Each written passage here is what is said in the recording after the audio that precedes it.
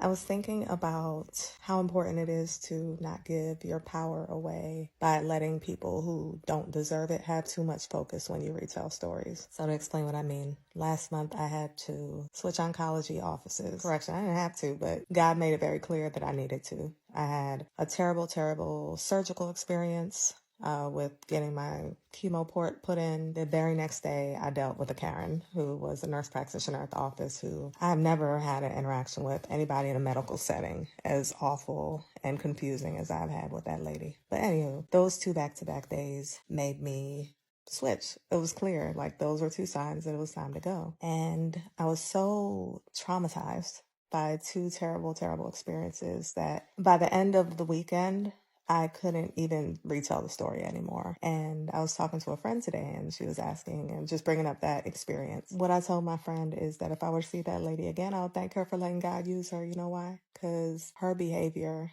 gave me the impetus to leave.